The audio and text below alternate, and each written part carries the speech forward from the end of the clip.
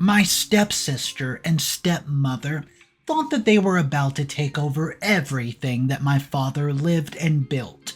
He passed away and he had them in his inheritance, but there was a little secret that his biological kid, knew, and I'm going to unravel the secret right on top of their heads. Hey everyone, Jake here, and I found myself in quite the predicament.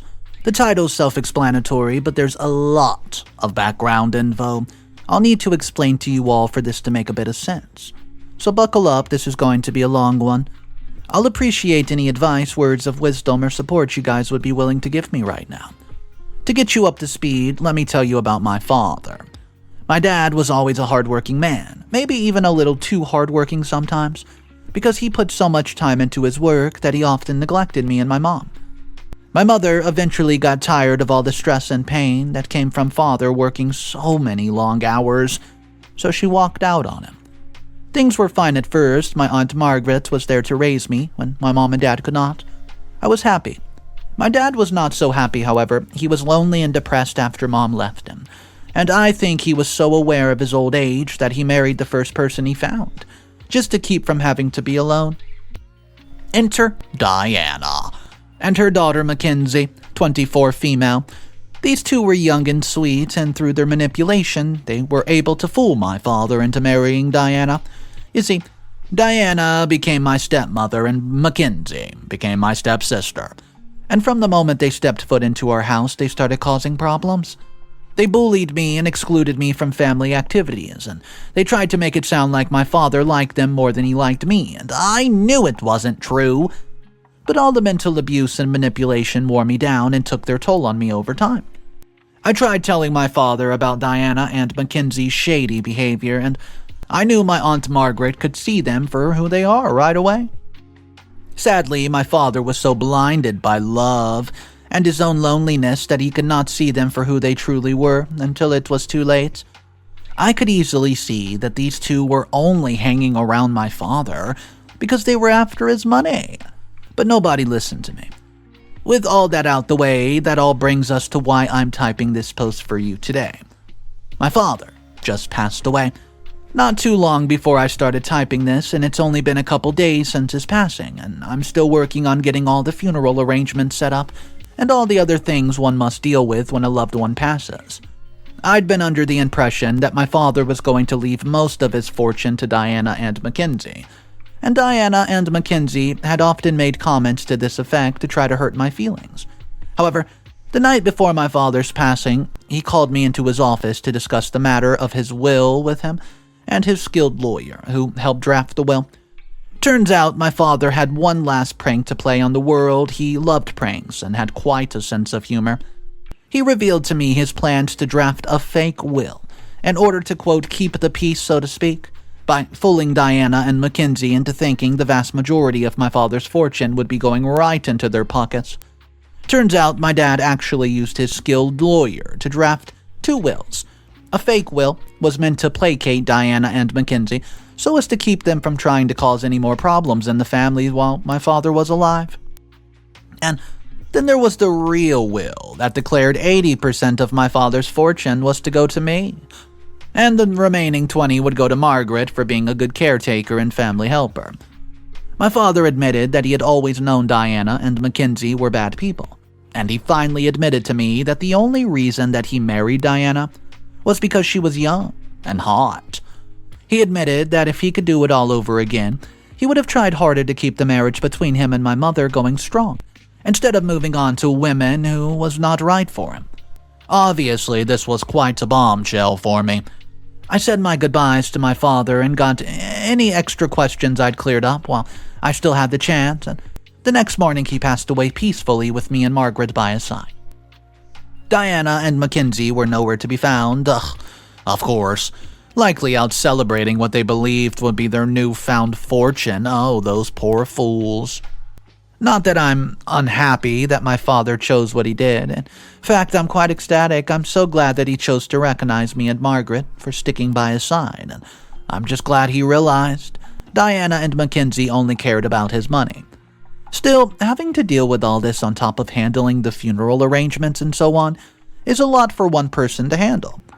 Soon my father's funeral will take place, and me and my father's lawyers are supposed to make the will announcement at the end of the ceremony. My father specifically instructed that we handle things this way, to keep Diana and Mckenzie from having an outburst and trying to derail the funeral reception, or trying to destroy our property in general. I would not put anything past these two, so you should be able to understand where all my nervousness is coming from.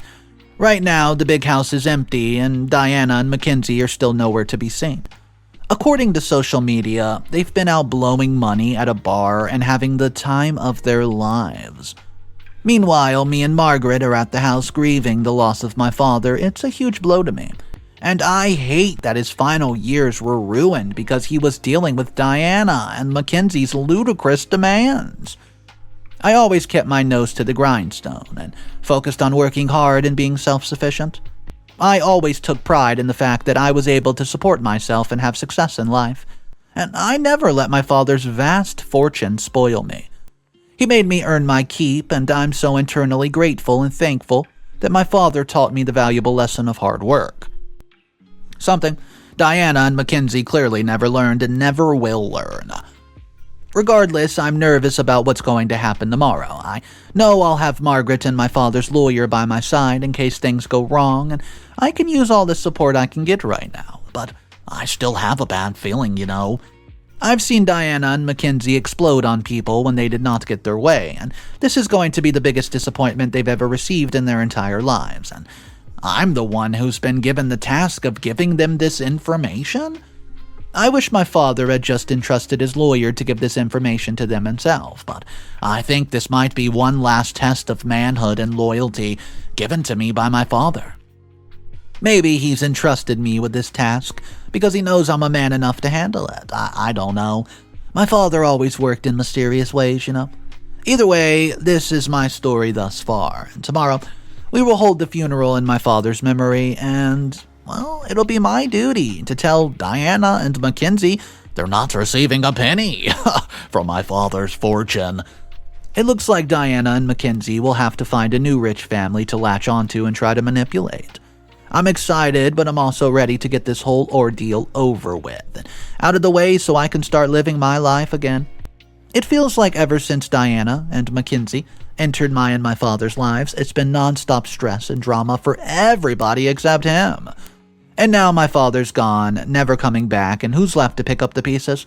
Not Diana and Mckenzie's irresponsible selves, of course, it's me.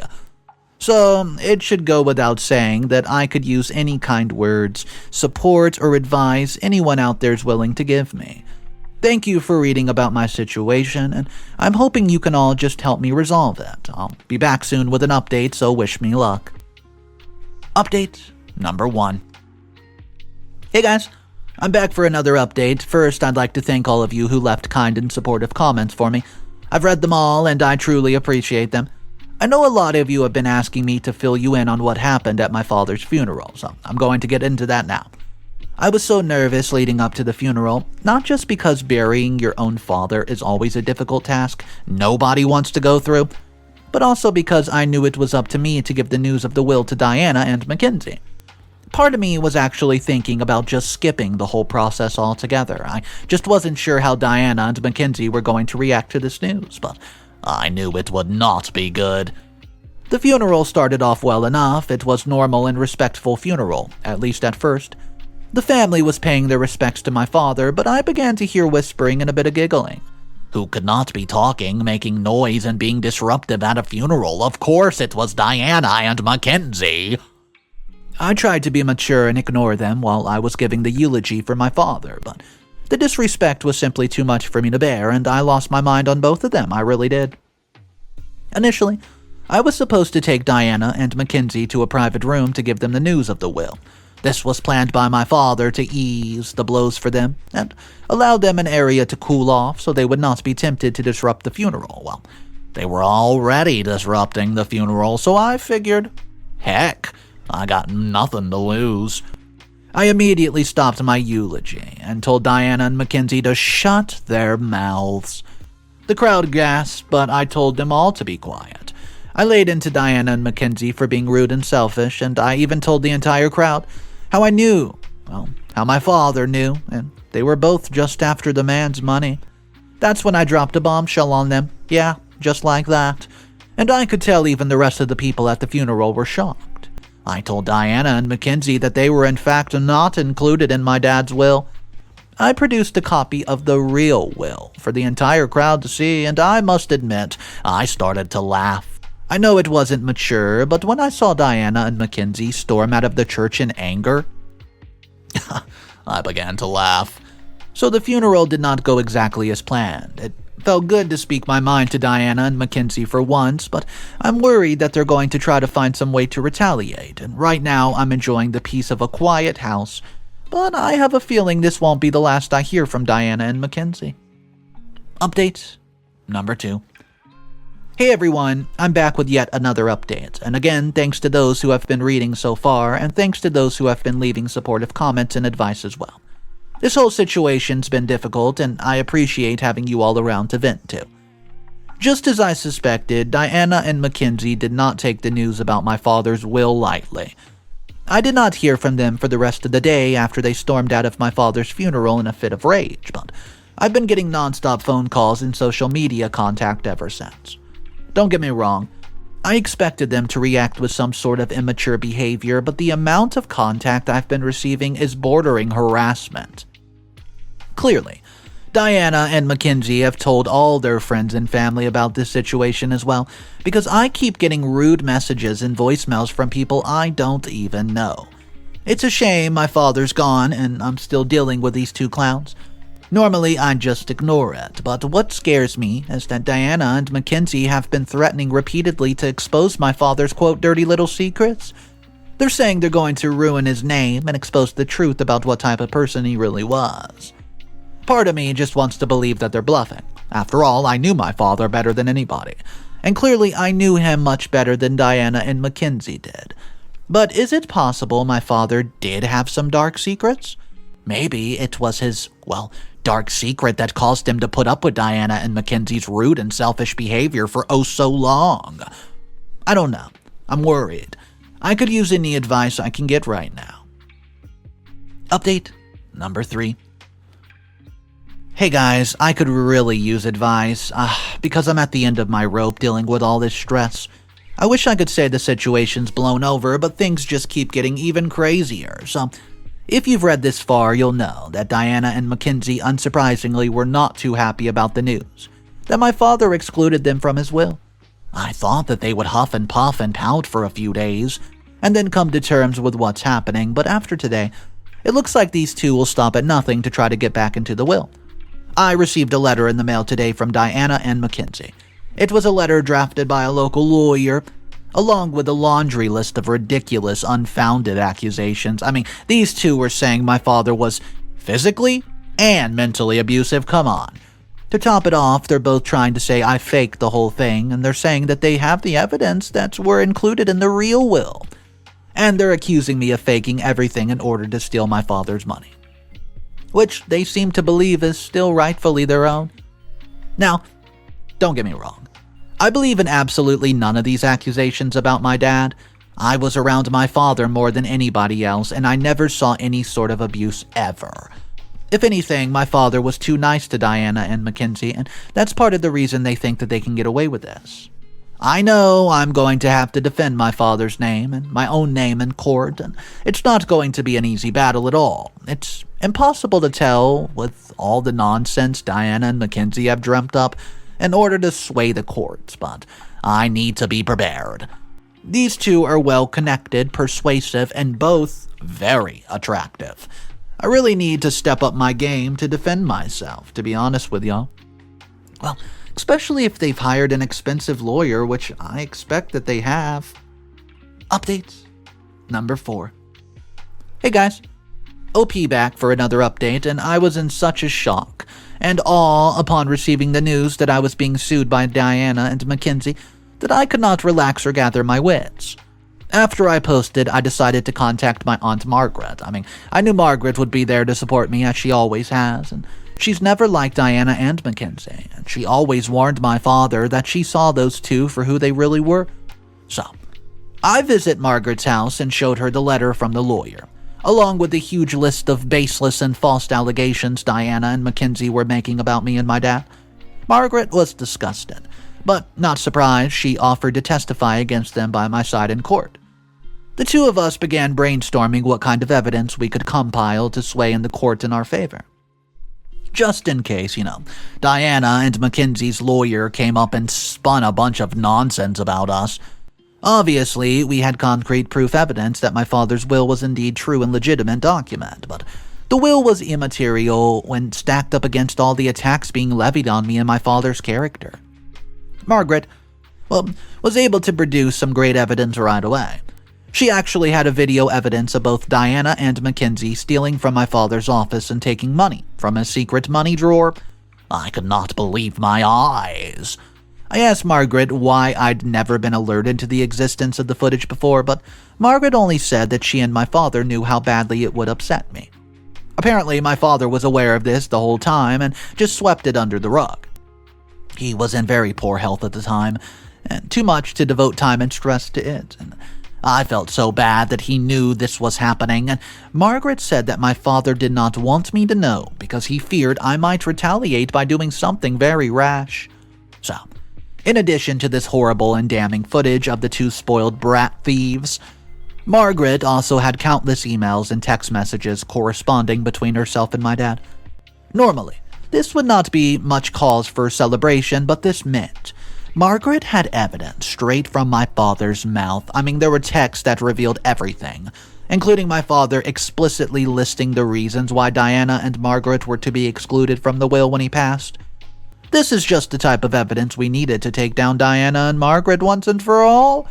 It's not even about the money or the will at this point. For me, it's not even about clearing my name of all the baseless accusations. For me, this is about sticking up for my dad and making sure these two don't ruin his name purely out of spite and greed. Update number 5. Hey everyone, I'm back for yet another update. This is going to be the final post on the subject. A lot of you have been asking for an update in the comments, so I figured I'd wrap things up for you. Before I do that, I just wanted to say thanks again for all the left comments of constructive and, criticism and support. I appreciate the condolences I've received about my dad, and also the good advice I've received. One day into the court, it came along, and me and Margaret entered the courtroom with nothing but evidence, and we did not have time to hire a lawyer. Frankly, I did not feel like we needed one with the evidence we had. Diana and Mckenzie largely kept to themselves and let their lawyer do the talking. He levied baseless accusation after accusation and baseless accusation and accusations concerning both my father and myself. But once me and Margaret had our chance to speak, all of the opposing parties' arguments fell apart quite clearly. We presented evidence of my father's knowledge of Diana and Mckenzie stealing his belongings, and we also produced countless text emails verified to be from Dad, in which he explicitly described exactly how he knew Diana and Mckenzie's true inner workings. My father might have been old, lonely, and overworked, but he was not stupid. The judge simply laughed at how ridiculous the whole situation was, and he even admonished Diana and Mckenzie's lawyer for even taking the case. The judge declared that Diana and Mckenzie were to sign a restraining order that kept them from being near me or contacting me at all. Even their family members and friends were forbidden from contacting me. Wow. Since court finished up, I've mostly been talking and just taking some time to recharge and relax. I'm just now finding the time to properly grieve for my father now that the mess of Diana and Mckenzie's cleaned up. Me and Margaret have decided to move to Colorado, Boulder Springs, which was my father's favorite place to go on vacation. I'm far, far away from Diana and Mckenzie now, and I'm finally getting to live according to my own dreams for once. Thank you for listening. Diana and Mckenzie. They are two of the most evil, toxic people that you can come across in life. All they cared about was one, monetary gain and bettering themselves and not even caring what anyone else had to go through. They didn't care that OP just lost the father. They didn't care that, they're going to get the large majority of the money. But we're lucky in this story. OP's father was a very smart man. and he crafted a fake will. Gave it to them just to keep them quiet, and well, guys, I want to know your thoughts about it, but here's the question. Do you think Mckenzie and Diana would have got away with this if they didn't get caught on camera? Right there, stealing money out of the cookie jar. Let me know your thoughts in the comment section down below. My name's Mr. Reddito. I narrate stories every single day. If you guys want to be a part of these stories, all you have to do is hit that subscribe button. Also, check out the description down below for the playlist of my favorite stories and also my other channels. I'll see you guys tomorrow, and remember, it's cool to be kind. See ya.